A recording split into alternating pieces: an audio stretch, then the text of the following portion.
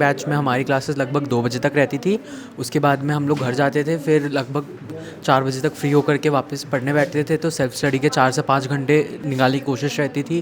कोटा का रिजल्ट पूरे हिंदुस्तान में बेस्ट रिजल्ट है और कोटा पिछले 25 सालों से रिजल्ट के लिए ही जाना जाता था और आने वाले 50 साल तक रिजल्ट के लिए ही जाना जाएगा। 6 बच्चे ऐसे हैं जिनके अंदर 100 रैंक है, जिसमें सबसे पहली रैंक वो है अर्नव निगम AIR 11। दो तो पहले दीजिए।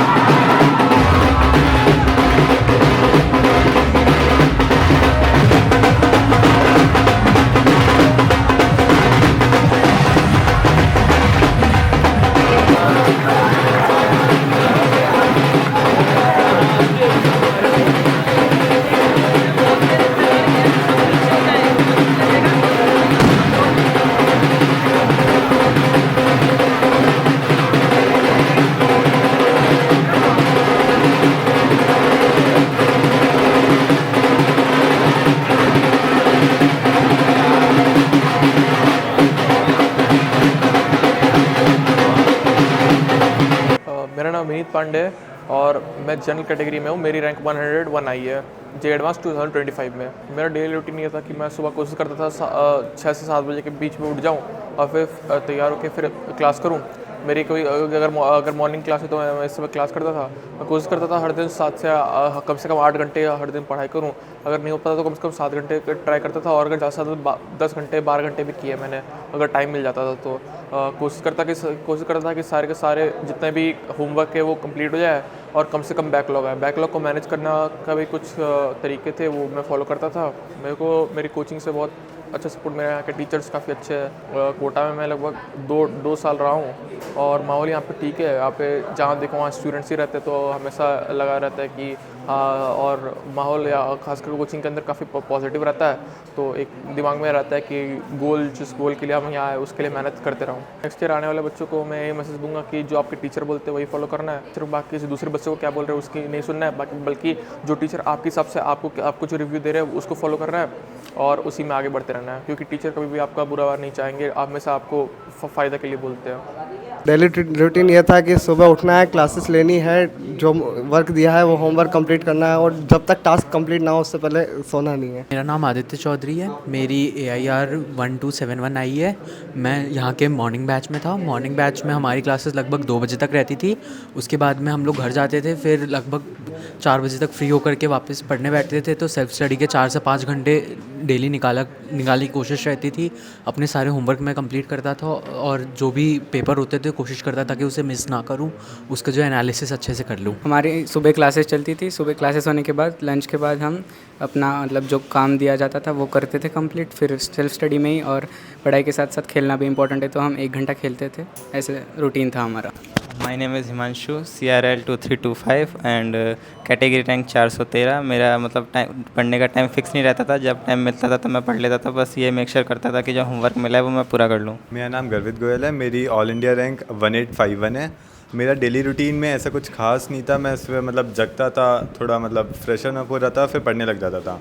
फिर मतलब ऐसे टाइम अपने आप निकल जाता था, पता भी नहीं लगता था कब शाम हो गई। तो मतलब ऐसे मेरे को कभी पता नहीं लगा कि मैं कितने घंटे पढ़ता हूँ, बस मज़ा आता था पढ़ने में। मेरा नाम तनुष मंडापरा है, मेरी CRL 1022 थी। मेरा डेली रूटीन रहता था, मैं सुबह उठ जाता था जल्दी, फिर पढ़ लेता था, फिर दिन में फिर सुबह थोड़ा ब्रेकफास्ट करके फिर वापस पढ़ने बैठ जाता था, फिर दिन में फ्रेशन अप होके थोड़ा रेस्ट कर लेता था, फिर पढ़ लेता था। मतलब ऐसे कोई रूटीन फिक्स नहीं था, मतलब बस जब थका हुआ माइंड होता था तो रेस्ट लेके पढ़ने वापस शुरू कर देता था। बहुत बढ़िया, मतलब सपना पूरा हो गया। ऐसे समझिए कि मतलब लग नहीं रहा था कि अपन टॉप 20 में रैंक ला सकते हैं, तो बट अर्नव निगम ने बहुत मतलब जितनी मोशन फैकल्टी है उसके लिए सौभाग्य की बात है कि हमारे यहाँ से 11वीं रैंक आई और टॉप 100 में लगभग 6 स्टूडेंट अभी तक आ चुके हैं। बहुत बढ़िया।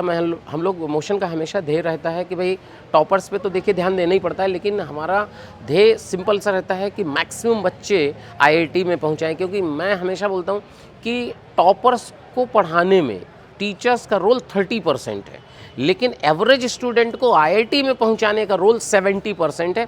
और हमारे जो फैकल्टी मेंबर्स हैं, जो टीचर्स हैं, उन्होंने पूरा 70% बच्चों के साथ लगे और उन नॉर्मल एवरेज बच्चे को भी IIT तक जाने का सपना पूरा किया। तो मैं सभी फैकल्टी मेंबर्स को, सभी मोशन के स्टाफ को, सभी को धन्यवाद बोलता हूं कि उनकी मेहनत से और बच्चों की ऑब्वियसली बच्चों की तो मेहनत है ही, उनकी मेहनत से रिज़ल्ट लाया।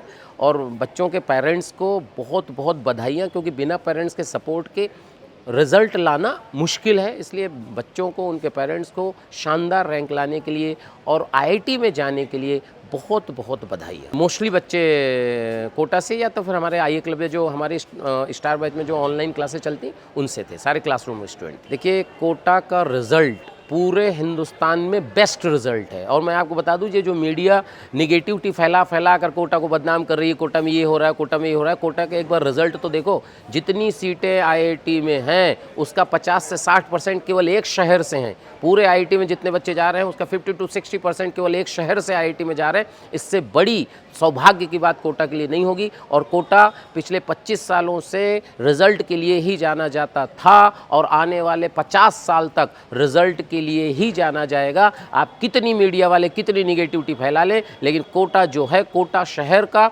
रिज़ल्ट के लिए, चाहे IIT हो चाहे नीट हो, रिज़ल्ट के लिए कोई कंपैरिजन नहीं है। आप कोटा को किसी भी शहर से कंपेयर नहीं कर सकते। कोटा ही है वो जो सिलेक्शन की फैक्ट्री है। चाहे वो डॉक्टर बनने की बात हो, चाहे इंजीनियर बनने की बात हो, मैं हमेशा बोलता हूँ कोटा डॉक्टर इंजीनियर की फैक्ट्री है और फैक्ट्री ही रहेगी। यहाँ से अच्छा रिज़ल्ट कभी नहीं आया है, ना कभी आएगा।